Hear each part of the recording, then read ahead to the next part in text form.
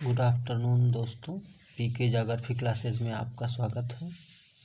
आज से हम लोग शुरू कर रहे हैं भौतिक भूगोल।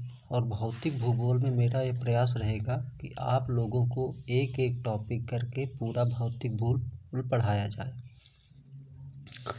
इसी क्रम में हम लोग आज से शुरुआत कर रहे हैं।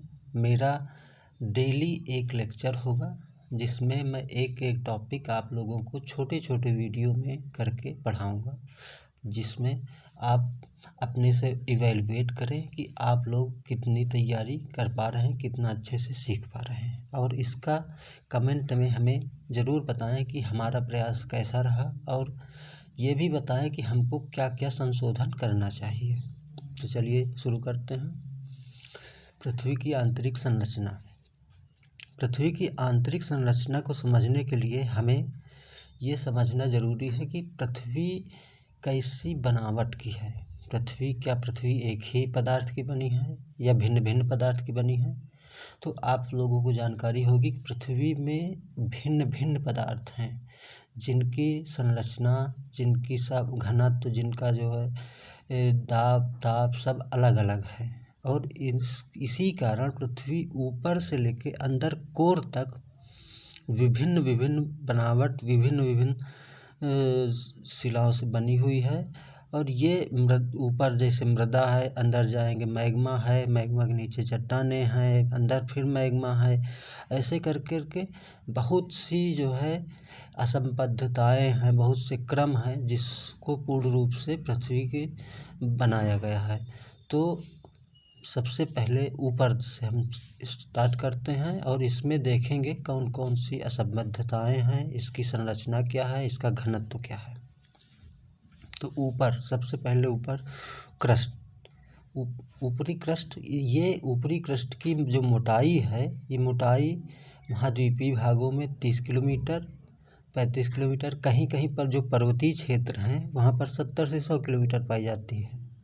लेकिन महासागरीय भागों में कहीं कहीं 5 ही किलोमीटर तक है। तो इससे आप ये ना सोचिए कि बहुत सी किताबों में 5 किलोमीटर, 20 किलोमीटर, 30 किलोमीटर ऐसा भी दिया जा सकता है। तो वो अलग अलग है। तो इसीलिए अलग अलग जगहों पर जो क्रस्ट है उसकी मोटाई अलग अलग है। तो आप यह है एक प्रकार से औसत है 30 किलोमीटर। तो इसको आप समझिए। तो ये ऊपरी क्रस्ट और निचला जो क्रस्ट है उसको दो भागों में बांटा गया है, ऊपरी क्रस्ट, निचला क्रस्ट। ऊपरी क्रस्ट की जो है असंबद्धता, इसको कोनार्ड असंबद्धता कहते हैं। कोनार्ड असंबद्धता से जैसे ही नीचे 30 किलोमीटर से नीचे आएंगे तो यहाँ 200 किलोमीटर तक मैग्मा वाला क्षेत्र पाया जाता है, जहाँ से अधिकतर भूकंप यहीं से निकलते हैं। मैग्मा ज्वालामुखी यहीं से निकलते हैं। इसके नीचे ये जो है वो मेंटल पाया जाता है। तो क्रस्ट और मेंटल, इसके बीच में मोहो असंबद्धता पाई जाती है। यहाँ पर होगी मोहो, ये जो है इसमें हो जाएगा। यहाँ लिखते हैं मोहो असंबद्धता, मोहो असंबद्धता। और ये जो असंबद्धता है ये क्रस्ट और मेंटल के बीच में है। इनका क्रम जरूर याद रखिएगा, यही क्रम बार बार परीक्षाओं में पूछा जाता है।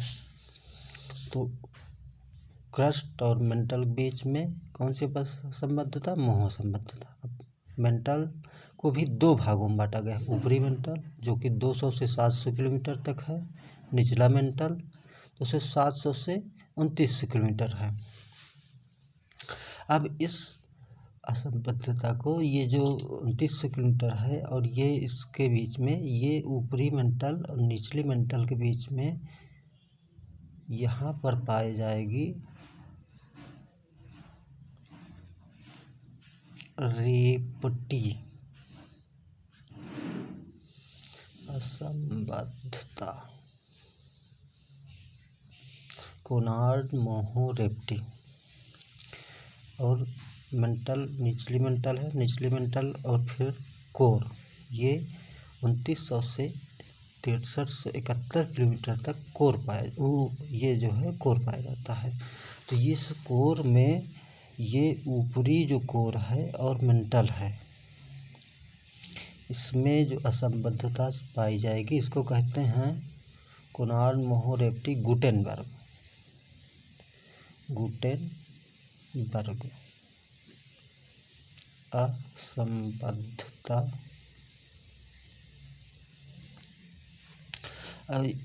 ऊपरी कोर और आंतरिक कोर इसके बीच में पाई जाएगी लेहमान।